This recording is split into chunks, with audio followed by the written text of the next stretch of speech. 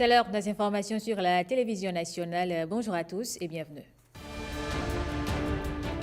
Dans les titres de l'actualité, réhabilitation de la pelouse principale et d'autres installations du stade général Mathieu Kérékou, accompagnement des personnes touchées par des travaux d'utilité publique à Fidjourcé, nous ferons le point du Conseil des ministres. Vice-présidence du Bénin, Mariam Djabi Talata a reçu le haut-commissaire à la prévention de la corruption et une délégation de l'UNICEF avec à sa tête la directrice exécutive adjointe de l'organisation, assure le point de leur discussion. Et puis, les Guépards Juniors affrontent ce jeudi le Ghana pour le tournoi de football UFOAB. À quelques heures de l'entrée en compétition, le manager a abordé avec nos reporters l'état d'esprit de son groupe.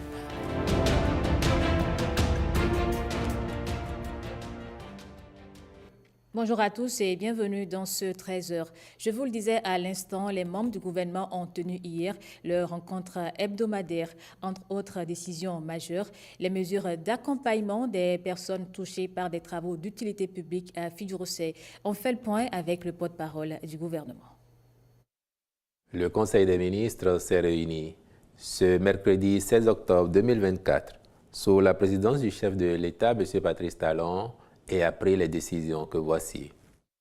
S'agissant des mesures normatives, sous cette rubrique ont été adoptés les décrets portant approbation du schéma directeur d'aménagement du littoral, nomination de commissaires aux comptes près de certaines entreprises publiques.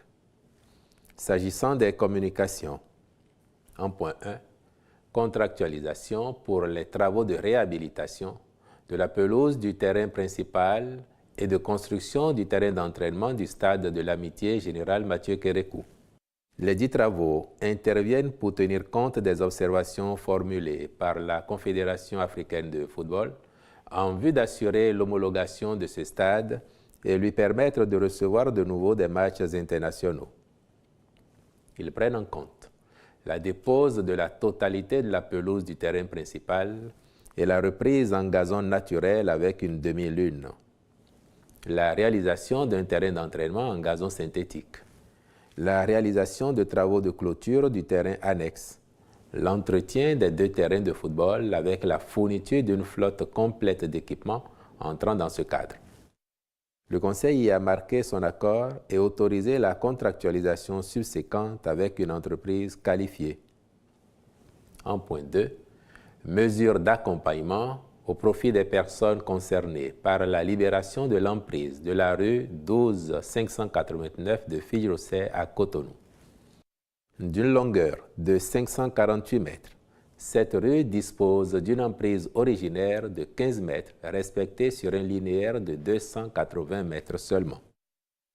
Le reste du tronçon a été obstrué par des constructions érigées dans le domaine public et qui ont entraîné un rétrécissement de la rue, ne permettant la circulation que sur une largeur d'environ 5 mètres. Dans le cadre de la réalisation des travaux d'asphaltage de la phase 2 à Cotonou, il a été procédé à la libération de l'emprise occupée, affectant certaines propriétés privées constituées de bâtiments et de murs de clôture.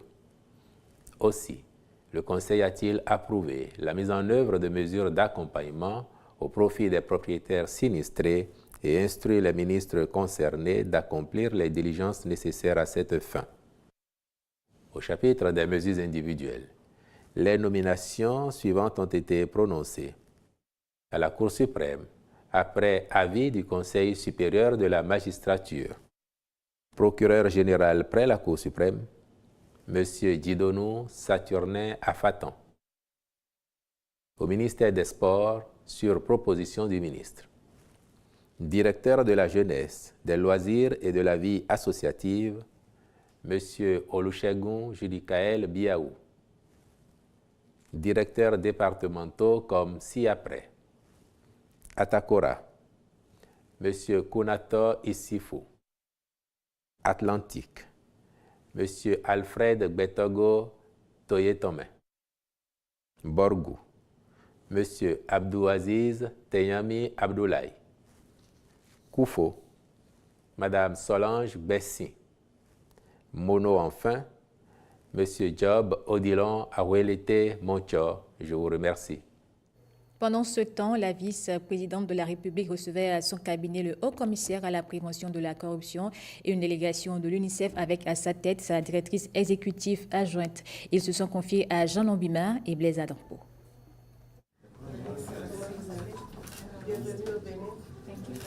Ce matin, nous avons eu l'honneur de rencontrer Madame la vice-présidente. Nous avons eu l'honneur de discuter de plusieurs questions d'intérêt mutuel, telles que la collaboration de l'UNICEF avec le gouvernement sur un vaste programme. Nous avons parlé de l'éducation des filles, particulièrement des groupes vulnérables. Nous avons discuté également de comment l'investissement dans la communauté vulnérable peut aider le développement au niveau économique et social. Également de notre collaboration avec le gouvernement où le Bénin est passé un pays exemple. Nous avons discuté également des progrès que le Bénin a réalisés dans ce domaine au niveau des filles. Et puis en collaboration avec Brefti, nous avons parlé également de l'impact significatif que ça a sur le pays en général. Nous avons eu le privilège ce matin d'avoir été reçus par la vice-présidente. J'étais avec la directrice exécutive adjointe de l'UNICEF et nos échanges ont porté sur les progrès significatifs que le Bénin a fait ces dernières années en matière de la fille adolescente. Des lois ont été adoptées. L'accès à l'école a été amélioré, la qualité de l'enseignement a été améliorée. Bref, il y a eu un certain nombre de réformes qui ont mis l'accent sur l'adolescente fille et c'est tout à l'actif du Bénin. Ce que nous avions reçu de la vice-présidente, c'est beaucoup d'enseignements, beaucoup de conseils. Nous lui avons expliqué la mission du Haut-Commissariat à la prévention de la corruption. Et les enseignements que nous avions eus ont porté sur ce que le Haut-Commissariat peut réaliser dans le cadre de sa mission. Nous lui avons expliqué que ce que veut réaliser le Haut-Commissariat portera sur l'éducation à la base. Nous lui avons expliqué que dans le cadre de nos activités, nous serons dans quelques jours, dans quelques semaines, à l'ENA. Nous serons à l'ENEAM. Parce que la prévention commence par là. Parce qu'on ne peut pas parler de la corruption sans parler de la prévention. Allons sur les traces des leaders du bloc républicain déployés dans la Donga. Le président du parti est allé donner le top aux premières journées départementales des élus BR. Des journées initiées pour renforcer le militantisme des adhérents. Thème retenu, mobilisation à la base et promotion de la culture de militantisme. Les précisions avec Jean-Claude James et Yves Agodopessi. Cette rencontre de 24 heures a réuni les élus BR des 4 communes du département. Une session de renforcement de capacité pour s'approprier les valeurs de leur famille politique qui comptent sur chacun d'eux pour relever les défis. Le bureau exécutif national du Bloc républicain a souhaité organiser cette journée non seulement pour respecter ce qui a été prévu dans le PTA, mais aussi, surtout, mettre l'accent sur la formation dans un grand parti comme le Bloc républicain. Et enfin, c'est bien sûr une bonne occasion pour nous de nous manifester sur le terrain. Je tiens à vous féliciter, vous qui avez pris le temps de votre week-end pour y participer. 3 communications ont marqué cette première édition des journées départementales des élus BR. Mobilisation à la base et promotion de la culture du militantisme, thème central, code de l'administration territoriale et enfin code électoral. Nous sommes particulièrement heureux d'être choisis pour abriter la première édition. C'est un honneur pour nous et on vous remercie très sincèrement. Tous mes camarades conseillers qui sont ici sont prêts. On est prêts, on veut vraiment apprendre en ce qui concerne notre parti, le BR. C'est une excellente initiative du Bloc républicain parce que souvent, Le contact avec les populations, c'est quand les scrutins électoraux approchent, ce qui est une mauvaise chose et les gens reprochent souvent aux différents partis. Aujourd'hui que nous voulons des partis de masse, il faudrait que nous changeons nos méthodes. Je voudrais déjà saisir l'occasion pour remercier notre président du parti. Cette formation ne pouvait pas mieux tomber pour impacter les populations à la base, pour les amener à adhérer. Le BR est déjà le premier parti, n'est-ce pas, de la Donga. Après le lancement simultané à Djougou dans la Donga et à Aplahoué dans le Koufo, les leaders du parti vont rallier prochainement les autres départements. Objectif, renforcer les capacités de tous les 336 conseillers communaux et municipaux du bloc républicain. Bâtir un avenir plus juste et équitable pour toutes les filles, et c'est ce qui a motivé la célébration de la Journée internationale de la jeune fille à Porto Novo. Venues de toutes les communes de Lomé et du Plateau, elles ont été édifiées sur leur rôle et responsabilités en famille comme en société. Marraine de l'événement, Christelle Rundonbo Aliouza Firmin Bassao était de la partie. Une célébration qui se démarque et fait tache d'huile, la Journée internationale de la jeune fille à Porto Novo, un moment de restauration des valeurs et de la dignité de la femme. With Love Foundation, organisatrice de cette journée, bénéficie du soutien de plusieurs femmes leaders en politique, dont Christelle Rundonbo Aliouza, marraine de l'événement. J'ai voulu revenir à Porto Novo où moi-même j'ai grandi, j'ai été jeune fille, pour parler à certaines jeunes filles. Je voudrais, par l'intermédiaire de ces jeunes filles, atteindre presque toutes les jeunes filles de Porto Novo et environ. Leur parler d'abord de la chance qu'elles ont, que la République aujourd'hui soit à leur côté, que l'État béninois mette les moyens en œuvre pour permettre à la jeune fille béninoise aujourd'hui d'être scolarisée. C'est-à-dire que quand une jeune fille entre à l'école primaire, qu'elle puisse finir à l'université. Et aujourd'hui, l'État béninois accompagne énormément de différentes manières la jeune fille béninoise. Donc je suis venue leur expliquer que contrairement à ce que nous autres nous avons vécu, elles ont aujourd'hui la chance que la République soit à leur côté. Et cette chance-là, il faut qu'elles la saisissent, qu'elles gardent cette chance-là dans leur main gauche. Venues de toutes les communes de l'Ouémé et du Plateau, toutes ces jeunes filles sont appelées à saisir le contexte national favorable pour se faire une place de choix. Nous sommes là d'abord pour valoriser la jeune fille, redonner l'espoir aux jeunes filles, leur donner que malgré les vices, les difficultés auxquelles elles sont confrontées, elles peuvent les surmonter et s'affirmer, participer au développement de ce pays demain. Et donc je leur dis, vous pouvez avoir votre liberté en tant que jeune fille, mais il faut que la liberté soit encadrée. Et cette liberté doit être encadrée à partir de la maison, en se poursuivant donc vers l'école ou les lieux d'apprentissage. En reconnaissance de son engagement pour la cause féminine, Christelle Rundonbo Aliouza a été faite reine-mère de la Fondation à titre honorifique. L'avocat général près le parquet général de la Cour suprême et 4 autres conseillers ont prêté serment et sont installés dans leurs fonctions. Les audiences dédiées à la cérémonie se sont déroulées sous l'autorité du président de la Cour suprême et du ministre de la Justice. Les moments clés avec Miché Elegbe et Nathalie Doris Oulabi. Je le jure.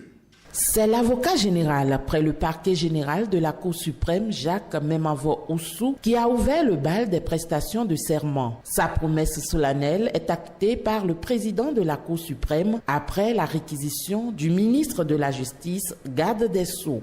Jacques Memavo-Oussou, je ne doute aucunement, au regard de votre riche expérience dans les juridictions de fond, que vous disposez des qualités nécessaires à l'accomplissement avec brio des nouvelles fonctions auxquelles vous êtes appelés. Je vous souhaite, ainsi qu'à tous les magistrats qui prêtent serment ce jour, de s'acquitter de leur mission avec sagesse, clairvoyance et humilité, et de contribuer à faire de notre justice un pilier toujours plus solide du développement de notre pays. Je voudrais vous assurer de mon soutien personnel et de celui de l'ensemble des autres membres de la Cour, ainsi que l'ensemble du personnel administratif, dans l'accomplissement des lourdes mais exaltantes fonctions que la nation vient de vous confier. Au cours de la deuxième audience, les 4 nouveaux conseillers de la Cour se sont également prêtés à l'exercice. Il s'agit des magistrats Agboton Alexis Metaou, Wilfried Sonagnon Araba, Seydou Boni Pegounou, Sani Sidi Hamza Goté. La nomination de ces conseillers constitue une bouffée d'oxygène pour la Cour suprême car elle vient renforcer l'effectif du personnel magistrat de la Cour qui a enregistré plusieurs départs à la retraite. La Cour s'honore d'accueillir dans ses rangs des magistrats de grand talent, blanchis sous le harnais, compétents et prêts à assurer la relève de leurs aînés dans un contexte de défi de la modernisation de notre Cour. Cette cérémonie de prestation de serment est l'aboutissement heureux de la mise en œuvre de l'une des réformes majeures opérées au sein de l'appareil judiciaire du Bénin en général et à la Cour suprême en particulier. Dans le reste de l'actualité, en matière de cantine scolaire, le Bénin est cité comme exemple à l'international. Avec son modèle, le Bénin est surclassé champion en alimentation scolaire et continue d'inspirer. Le ministre Salomon Karimou est longuement revenu sur le sujet à l'occasion du bilan qu'il a fait de la gouvernance de l'éducation nationale chez les tout-petits. On l'écoute. Pour ce qui concerne les cantines prises en charge par le gouvernement d'alors, elles n'étaient que d'environ 1131 écoles primaires. Et le budget qui était alloué jusqu'en 2016 n'était que d'1 milliard de francs CFA. Et dans le milliard, la structure chargée de mettre en œuvre ce programme devrait encore retirer 200 millions pour son fonctionnement. Donc il ne restait visiblement que 800 millions.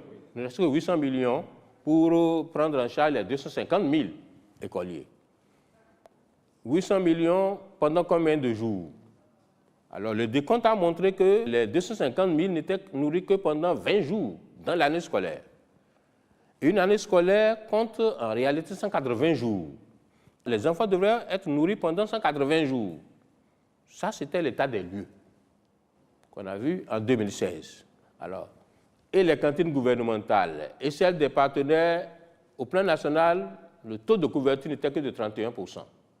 Alors nous avons décidé dans le PAG de porter ce taux-là à 51%, n'est-ce pas, à 2021 dans le temps. Donc d'un milliard de budget, on est passé à la première année là, à 6 milliards. Et l'année qui a suivi, on est allé à 15 milliards. Ce qui fait que, même avant terme, déjà en 2018, on a atteint les 51% de taux de couverture. Aujourd'hui, je peux vous dire que nous avons 5708 ou 709, d'après les derniers chiffres confiés par le partenaire, écoles primaires couvertes en cantine scolaire au Bénin, sur environ 7500. Ce qui nous donne aujourd'hui pratiquement un taux minimum de 75%. Donc le budget d'1 milliard de 2016 est passé aujourd'hui à 32 milliards 5 et plus l'an.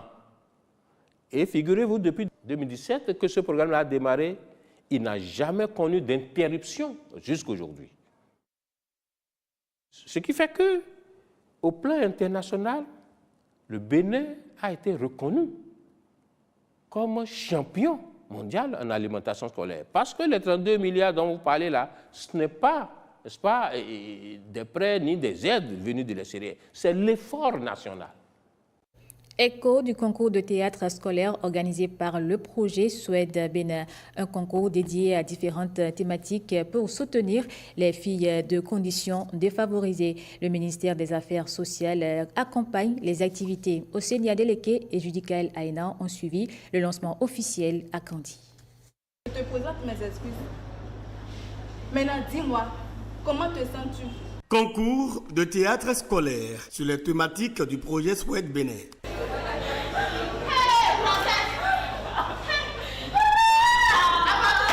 Il s'agit ici d'une manifestation de compétition théâtrale où plusieurs troupes venues de différents collèges des communes du département de la Liborie présentent ici au grand public leurs pièces théâtrales et leur savoir-faire.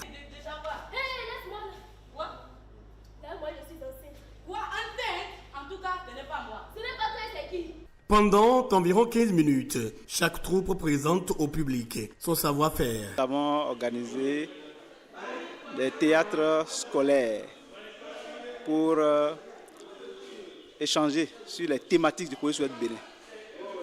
Et dans ce cadre, plusieurs troupes ont été représentées à travers les CEG des communes de Segbana, Gogounou, Malanville et Bani-Kouara.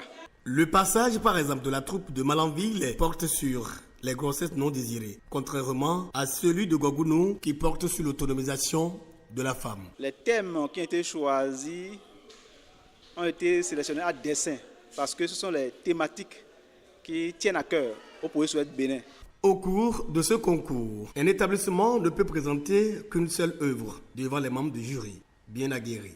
C'était pas facile pour nous. Bon, le temps qu'on avait donné, c'était pas trop comme ça. Pendant environ 1 heure de temps qu'a duré la compétition, à la fin, les membres du jury ont proclamé première la troupe de Malanville qui a totalisé 47,5 points. Il y avait 4 équipes. On a joué comme on a fini. Les jurys ont jugé. À la fin, on est les meilleurs. Selon les organisateurs, ce concours qui va se dérouler dans tous les départements du Bénin aura une phase nationale où les meilleurs de chaque département seront représentés. Toujours à Kandy, les membres du ministère du Travail et de la fonction publique ont procédé au lancement officiel des travaux des journées portes ouvertes du dit ministère. Il intervient dans le cadre de la commémoration de la journée africaine de la fonction publique. On retrouve Osenia Deleke et Judicaël Aénan pour les précisions. Donc vous attendez votre reversement en APE? Oui, depuis toujours. Quel âge aviez-vous? Sensibiliser les agents de l'État sur les différentes prestations en matière de fonction publique et aussi recenser les difficultés et les préoccupations liées au suivi de leur carrière et de les traiter. C'est l'objectif de ces journées portes ouvertes du ministère du Travail et de la fonction publique. Cette activité sera l'occasion pour les cadres du ministère du Travail et de la fonction publique de partager les connaissances et les expériences sur les bonnes pratiques de gestion des ressources humaines et les réformes entreprises dans ce domaine pour renforcer l'efficacité de l'administration. Ces journées portes ouvertes s'inscrivent dans le cadre de la commémoration de la journée africaine de la fonction publique. Des thématiques seront développées.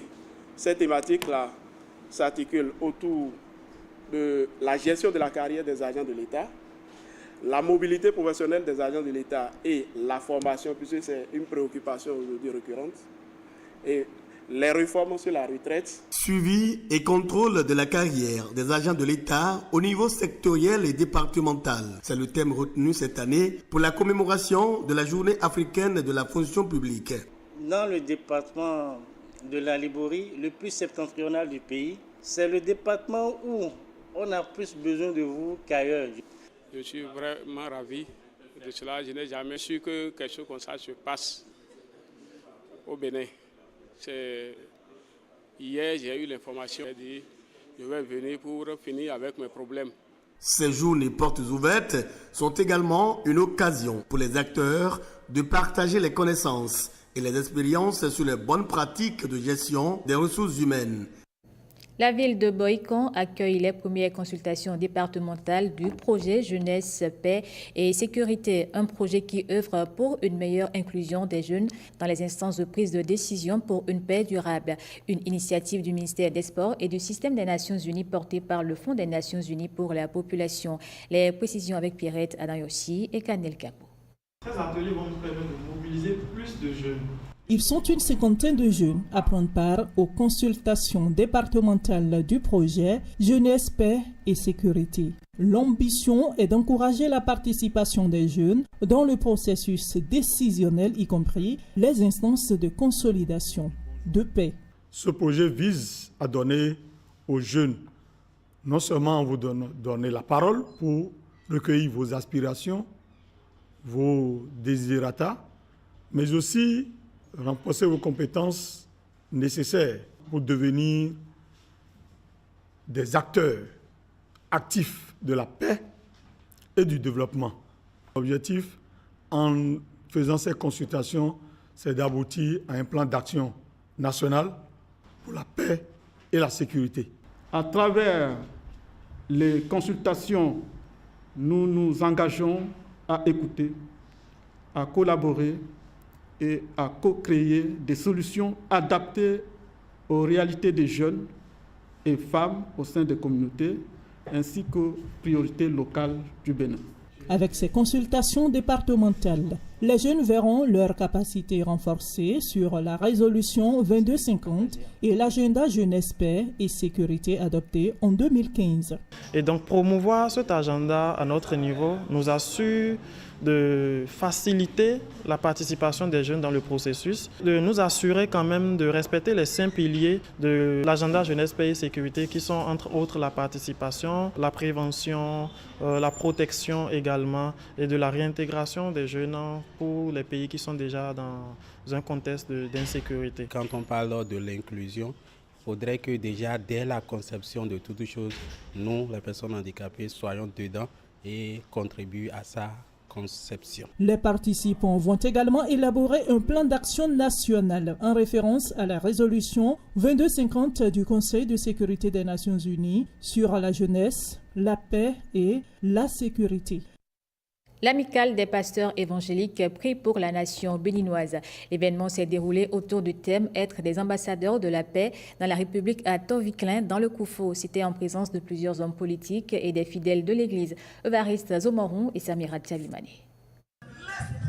L'amicale des pasteurs évangéliques boucle ses séances de prière pour chaque commune du Koufo à Toviclin avec une intention particulière pour le chef de l'État, son gouvernement et les institutions de la République. Par le biais de l'honorable Benochi Gérard, nous avons pu avoir des politiques à nos côtés pour prier pour notre nation, prier pour qu'il y ait l'amour dans notre pays. Prier pour que l'éthique se développe, l'intégrité se développe, la tolérance se développe. Vous avez prié pour le gouvernement. Je voudrais vous dire un grand merci. Vous avez prié pour les communes. Vous avez prié pour tout le Bénin. Les voix se sont élevées pour inviter les Béninois à la tolérance, l'amour, la patience et surtout à être des ambassadeurs de la paix dans la République. Ça témoigne que ces hommes épris de paix et de justice spirituelle participent véritablement à la construction de notre nation. Les propos qu'il faut tenir partout pour que cela embrasse le pays sont à bannir. Et le message qui est véhiculé par l'AMIPA, c'est comment faire pour que les pasteurs évangéliques, qui sont quand même des leaders d'opinion, puissent être des vecteurs de paix dans une république. L'initiative de l'amicale des pasteurs évangéliques du Bénin a reçu l'assentiment de la vice-présidente de la République, faite grande ambassadrice de la paix à Toviclin. Le pasteur Talata tient à vous rappeler que notre pays, le Bénin, est tout petit physiquement, mais tout beau et très grand par ses ambitions et ses réalisations ces derniers temps. C'est donc sur l'homme, sa manière de penser, d'agir, de se comporter qu'il faut travailler pour avoir la paix sociale. Alléluia! Alléluia! L'amicale des pasteurs évangéliques prend l'engagement de prêcher la paix lors des cultes pour un Bénin toujours uni. Et puis en sport, à quelques heures de l'entrée en compétition du Bénin, le manager des équipes nationales de catégorie d'âge aux commandes de la sélection UFOA-B U20 aborde avec nos envoyés spéciaux l'état d'esprit de son groupe. Finaliste à Niamey en 2022, le Bénin caresse le rêve de toucher le Graal à Lomé. Voici les images avec Igor Ayosso et Espice Metoli.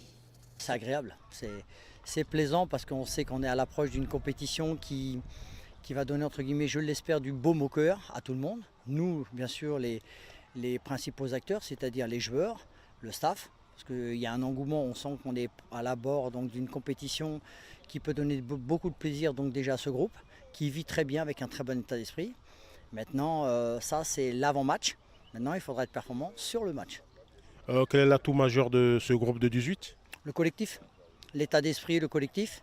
Après, comme je l'ai déjà dit, il n'y a pas forcément une individualité plus particulière que les autres. Il y a un état d'esprit qui est bon, il y a un collectif qui, je l'espère, sur les 15 jours de préparation que nous avons fait, a permis de révéler des atouts d'ordre tactique. Et après, la cohésion d'un groupe fait que vous pouvez franchir des obstacles. Le premier obstacle qui s'affronte, qui se met devant nous, c'est le Ghana. Donc 19h, affrontons d'abord le Ghana et ensuite on verra. Vous connaissez ce groupe du Ghana ? Alors on sait que ce sont des joueurs qui ont déjà concouru contre nous il y a quelques mois. D'après le listing que nous avons, c'est quasiment 80% des mêmes joueurs. Donc on sait à qui sont les joueurs, on connaît un peu leur état d'esprit, leur collectif, des gagneurs. Mais d'abord, lorsque vous êtes engagé dans une compétition, si vous n'avez pas l'esprit gagneur, vous n'avez pas lieu d'être sur le terrain. Aujourd'hui, il y a ce que j'appelle moi de la motivation positive.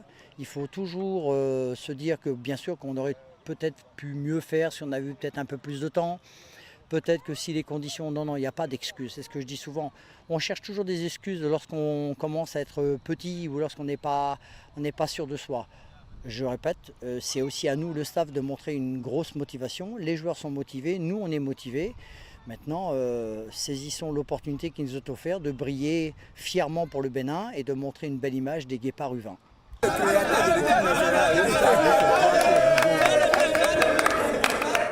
Plusieurs équipes de diverses disciplines sont en compétition au stade Omnisport d'Avancourt depuis ce dimanche. C'est dans le cadre de la phase départementale du championnat intercommune. Le dit championnat a commencé depuis le 12 et prend fin le 27 octobre prochain. Le lancement des compétitions avec Firmin Bassao et Calvador Awano. Des jeunes scolaires et non scolaires de moins de 15 ans venus défendre les couleurs de leurs communes respectives. C'est dans les différentes disciplines sportives, à savoir le football, le handball, le basketball et l'athlétisme. Ça fait suite à l'organisation des inter-arrondissements qui nous a permis de mettre tous les arrondissements de nos communes en compétition. Et ceux qui se sont illustrés champions ont été admis à l'étape départementale. Et c'est ça que nous démarrons aujourd'hui avec... ces équipes que vous voyez au volley, au basket, au hand, au football et en athlétisme également, dans les deux sexes. Ça permet au ministère d'avoir la sélection départementale et de pouvoir constituer une pépinière pour nos différentes disciplines sportives. Les 5 majeurs retenus que je viens de citer. Pour ce premier jour du championnat, plusieurs équipes sont en compétition sous la supervision des membres des commissions de détection des talents et bien d'autres acteurs du processus de présélection. Nous souhaitons le meilleur, que la plus 16 pour que les enfants puissent bien s'exprimer. Et voilà, nous remercions aussi la direction et les bouchers pour pouvoir bien organiser le tournoi. Nous sommes contents, les enfants sont joyeux de jouer ce tournoi-là. La mairie, comme toujours de son rôle, est d'assurer la sécurité et par aussi l'intermédiaire de la direction départementale. Vous voyez, les forces de l'ordre sont déjà là et tout se passe très bien. C'est une très bonne initiative parce que vous voyez, le ministère a beaucoup d'actions à travers les jeunes. Avant, c'était le tournoi, le championnat scolaire. Maintenant, c'est un tournoi civil. Ça va permettre aux enfants, même ceux qui ne sont pas lettrés, de pouvoir s'exprimer et de pratiquer pleinement le sport. Aujourd'hui, dans nos différentes fédérations sportives, quand il s'agira de constituer des catégories d'âge pour pouvoir aller à des compétitions statutaires, vous verrez que beaucoup de nos enfants qui sont détectés et qui sont issus de toutes ces compétitions se retrouvent dans ces sélections nationales que les fédérations présentent. Cela montre qu'effectivement, le besoin de la formation, le besoin de révélation de nos jeunes talents était indispensable. La dernière ligne droite pour la mise en place des sélections départementales. Chaque commune sera représentée à ce niveau en hommes et en dames dans toutes les disciplines sportives.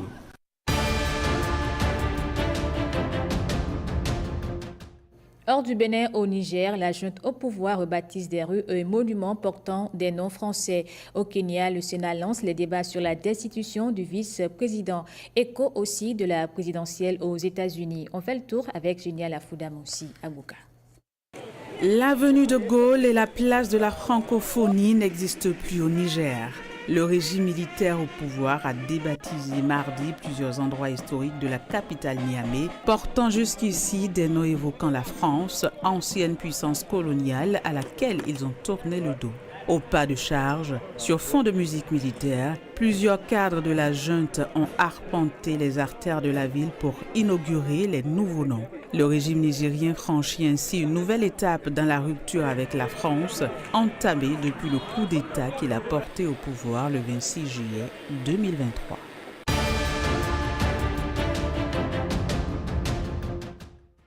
Le Sénat kényan a commencé mercredi à débattre de la procédure de destitution visant le vice-président Rigathi Gachagua après le rejet par la justice d'un recours de sa part pour stopper le processus. L'Assemblée nationale a approuvé à une écrasante majorité la semaine dernière une motion de destitution contre Gachagua en conflit avec le président William Ruto, accusé notamment d'insubordination et de détournement de fonds. Des accusations qu'il dément, affirmant qu'il poursuivra ses fonctions jusqu'à ce que le Sénat, qui avait lancé des débats préliminaires le 9 octobre, se prononce sur sa destitution. William Ruto est quant à lui jusqu'ici resté silencieux sur la procédure de destitution de son numéro 2. Il l'avait choisi comme colistier pour la présidentielle de 2022, malgré sa réputation sulfureuse déjà marquée par plusieurs accusations de corruption.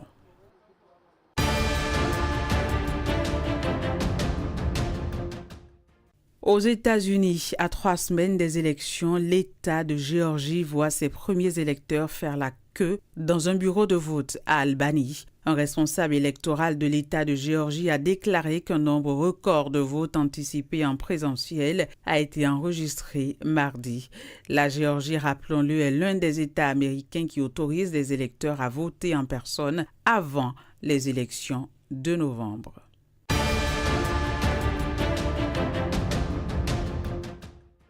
Et puis, le président ukrainien Volodymyr Zelensky prône le déploiement de moyens de dissuasion non nucléaires dans son pays qui seront suffisants selon lui pour protéger l'Ukraine de toute menace militaire de la part de la Russie. Des propos tenus lors d'un discours face aux députés alors qu'il présentait son plan de victoire face à la Russie. Et voilà qui met un terme à cette édition du journal. Merci à vous de l'avoir suivi. Je vous retrouve à 19h avec plaisir.